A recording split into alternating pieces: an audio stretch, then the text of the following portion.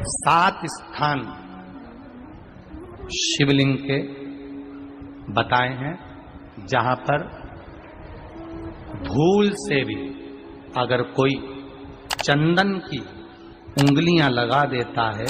7 स्थान ऐसे हैं जहां चंदन की मात्र उंगलियां लगा देने से ही शिव पितृलोक के पितरों को मुक्ति प्रदान करके वैकुंठ लोक का निवास दे देते हैं। 7 स्थान।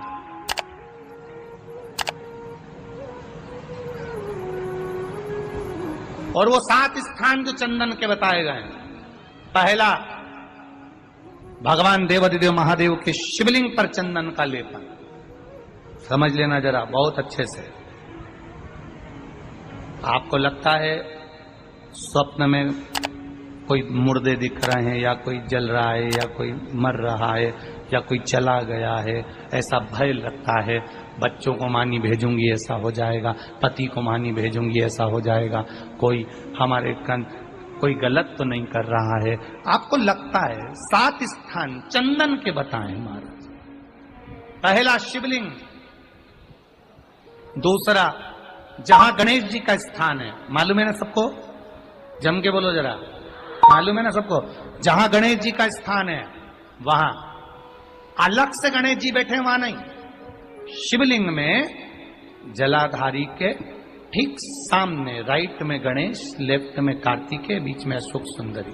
तो पहला चंदन बाबा के शिवलिंग पर, दूसरा गणेश जी पर चंदन की उंगली, तीसरा षडानंद कार्तिकेय पर चंदन की उंगली, चौथा अशोक सुंदरी पर चंदन की उंगली, पांचवा जलाधारी पर चंदन की उंगली, छठा जो शिवलिंग का जल बह रहा है इसके ठीक विपरीत की ओर चंदन की उंगली, और 7वां चंदन नंदी के मस्तक के ऊपर जो 2 सींग लगे रहते हैं उस पर चंदन की उंगली। ये कब लगाई जाती है? या तो अमावस्या के दिन। आपको लगता है कि हमारे पूर्वजों का उद्धार नहीं हुआ, हमारे पूर्वजों का कल्याण नहीं हुआ, कहीं अधोगति में कोई चला गया है, उसका बस एक बार, रोज नहीं जरूरत है, प्रतिदिन जरूरत ही नहीं, महीने में एक बार अगर अमावस्या के दिन भी आपने चंदन के थोड़ा सा चंदन अगर मेरे देवाधिदेव महादेव को 7 स्थान पर समर्पित किया है। अशोक यहाँ पर वर्णन कर रही है, मैना, धन्य और कला की कथा कह रही है। तीनों ने सनकादि ऋषियों से मांगा। चंदन भगवान को अति प्रिय होता है और चंदन ही एक ऐसा होता है जो पितरों को भी प्रिय होता है, जिसका स्पर्श मात्र लगने से पूर्वजों का कल्याण हो जाता है, वो चंदन का। अमावस्या के दिन जो नदी, तालाब, बावड़ी, कुआं किसी भी एक जगह पर अपने पूर्वजों का नाम लेकर शाम के समय पर दिया लगाएगा, ये मेरा विश्वास रहता है, उसके लिए कुबेर भंडारी भंडार जरूर बनेगा, पितृ भंडार अवश्य। तुलसी की लकड़ी पानी में घुमाकर, लकड़ी नहीं हो तो माला तो होगी ही, जल में भ्रमण कराकर, जल में घुमाकर, तुलसी की लकड़ी को जल में डालकर स्नान जो करता है, मात्र घुमाना है, लकड़ी डालकर नहीं रखना है, घुमाकर अपने पूजन वाले स्थान पर रखना, या पानी में पहले से घुमा लो, उस पानी को ले जाकर डाल दो। अमावस्या स्नान जो जीव करता है सोमवती करती है, सोमवती अमावस्याएं करती है, शनिचरी अमावस्याएं करती है, सारी अमावस्या का पुण्य उस जीव के खाते में चला जाता है। तो अच्छे से ध्यान रखिएगा, आप ब्राह्मण को भोजन कराएं ना कराएं, आपने धूप छोड़ी ना छोड़ी वो पता नहीं, गाय को रोटी दी ना दी, स्वान को भोजन दिया ना दिया, कौवे को भोजन दिया ना दिया, चलेगा। पर अमावस्या के दिन, उस दिन प्रदोष काल में, प्रदोष के समय पर, शाम के समय पर जाकर किसी भी नदी, तालाब, बावड़ी, कुआं, कहीं ना कहीं जो आपके पास में हो, वहां पर एक घी का दिया, बत्ती का मुंह दक्षिण की ओर कर कर अवश्य जला कर जाना, सारे पितृ दोष समाप्त हो जाएगा। निवेदन है, माताओं से निवेदन है, मान लो आपको कोई ब्राह्मण देवता ने कहा कि आपके यहाँ पितृ दोष है, तो आपको घबराना नहीं है कि महाराज जी मुझे क्या करना पड़ेगा, पितृ दोष है एक चावल का दाना घर में से लीजिए, हथेली पर रखिए, पानी का जो मटका होता है, हंडा होता है, पानी का जो मटका है, हंडा है, जहां पर रसोई घर में तुम पानी रखते हो, उस हंडे के पास में, मटके के पास में उस चावल के दाने को लेकर जाइए, अपने पितरों का स्मरण कर स्वधा स्वधा स्वधा स्वधा स्वधा 5 बार बोलकर शंकर भगवान की शिवलिंग पर, तुम्हारे घर में शिवलिंग हो तो घर में, और अगर मंदिर में शिवलिंग हो तो मंदिर में, उस चावल के दाने को चढ़ा दीजिए। कैसा भी पितृदोष होगा समाप्त हो। श्री पार्वती जी की नानी जी का नाम क्या था? सुधा। क्या नाम था? जम के बोलो जरा। सुधा। और ये कोई साधारण सी नानी नहीं है पार्वती जी की, और ना ये नाम कोई साधारण सा।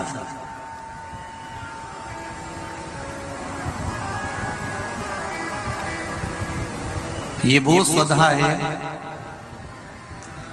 जो पितरों की धर्म पत्नी है, और पितरों की धर्म पत्नी है।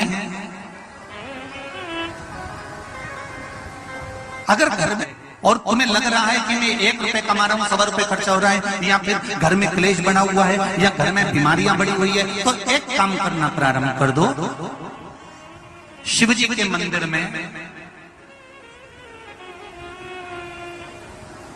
एकादशी के दिन जब आप जल शंकर को चढ़ाने तो रोज ही जाते हैं, जब एकादशी का दिन रहे और शंकर जी के मंदिर में आप जल समर्पित करें, तो 3 बार मुख से स्वधा स्वधा स्वधा या स्वधा स्तोत्र का पाठ, जिसमें 12 श्लोक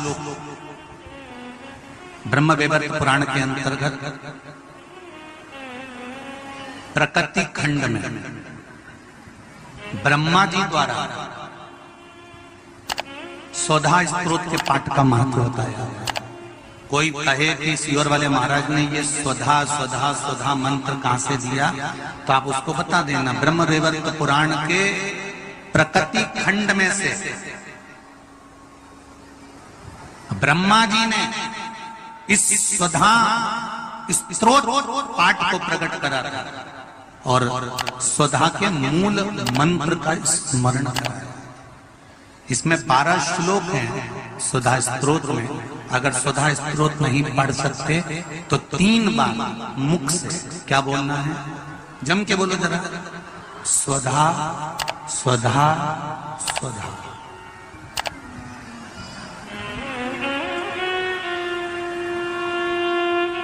पीछे धा है, हा नहीं तो तुम स्वाहा स्वाहा स्वाहा कर।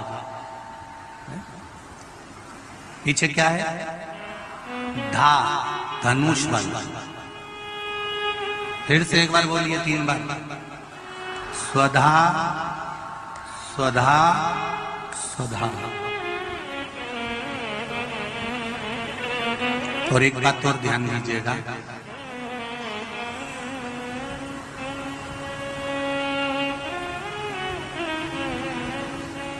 यदि कोई बुद्धि से विकलांग हो, विवेक काम नहीं कर रहा,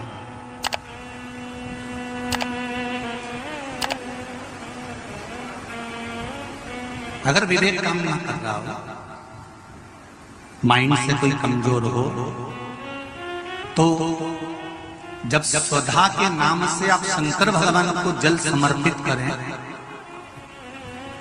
स्वधा स्वधा कहकर उस जल को समर्पित करें, तो पितरों का स्मरण कर कर वही स्वधा को समर्पित किया गया जल, जिसको विवेक की तकलीफ होती है, बुद्धि की तकलीफ होती है, अपने पितरों का, अपने पूर्वजों का स्मरण कर कर उस जल को उस विवेकहीन व्यक्ति के दोनों भुकुटियों के पास में लगा देना चाहिए। थोड़ा सा एकादशी के दिन अगर जल चढ़ाने जाओ तो 3 बार मुख से बोलिएगा। फिर से बोलो एक बार।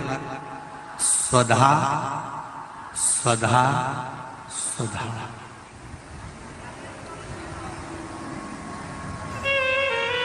क्या पितृदोष हो, ज्यादा तकलीफ चल रही हो, बहुत ज्यादा कष्ट में हो, तो शिव मंदिर में बैठकर या घर के मटका परिंदा या पूजन वाली जगह पर बैठकर 12 श्लोक का सुधा स्तोत्र का पाठ भी कर सकते। ये पार्वती जी की नानी जी सुधा,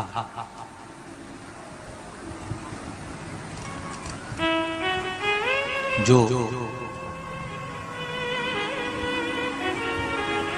भगवान शिव का अभिषेक करना, पूजन करना, अर्चना करना, मंत्र जाप करना, स्मरण करना, नित्य प्रति शिव पूजन में डूबी रहना, इनका एक एक काम था। थी पितरों की पत्नी,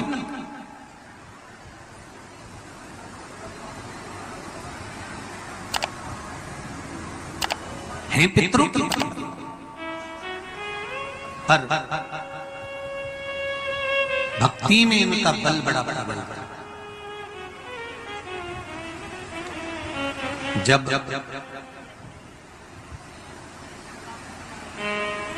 मैनावती के गर्भ से गंगा मैया का जब प्रागट्य हुआ था और प्रागट्य होने के बाद में संतान आगे नहीं हुई, तब माता मैनावती ने सुधा माता से पूछा था कि माँ मेरे गर्भ से और संतान नहीं हो रही। तब सुधा ने उनको शिव आराधना का भाव बताया था।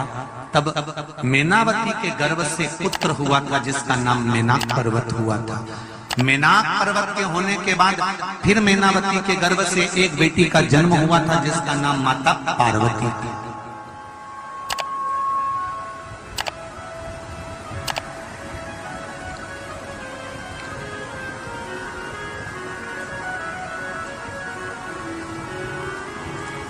तब उनका नाम माता पार्वती। और माता पार्वती की तब साधना का बल इतना प्रबल था, इतना बल प्रबल था। माता पार्वती जी ने अपनी नानी से जो सीखा था, सुधा माता से जो सीखा था, शिव आराधना का जो भाव माता पार्वती सीख कर बैठी थी, वो माता पार्वती जी ने शंकर की इतनी आराधना करी, इतनी आराधना करी कि देवाधिदेव महादेव के साथ में माता पार्वती जी का मंगल विवाह हुआ। ये सुधा से सीखा था। हमारे घर के बच्चों को कोई दूसरा सिखाने वाला नहीं मिलेगा।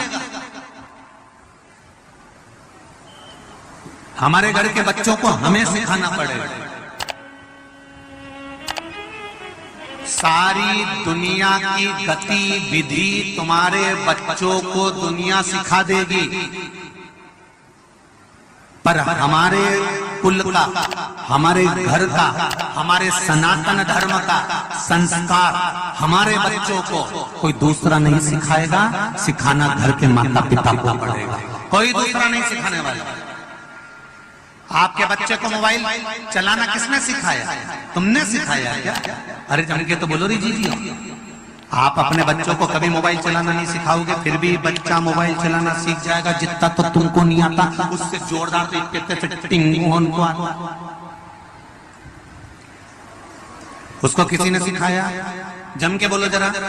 नहीं, अपने आप सीख गया। क्योंकि आज की जो जनरेशन है, आज के जो बच्चे हैं, इनको कुछ सिखाने की जरूरत नहीं होती। आज के बच्चे अपने आप टीवी देख देख के, जो माताएं दिन भर डॉक्टर कह देता बेड रेस्ट करो, और बेड रेस्ट मतलब पलंग पे पड़ी रहो, दिन भर नाटक। अंत तक बने रहने के लिए आपका बहुत बहुत शुक्रिया।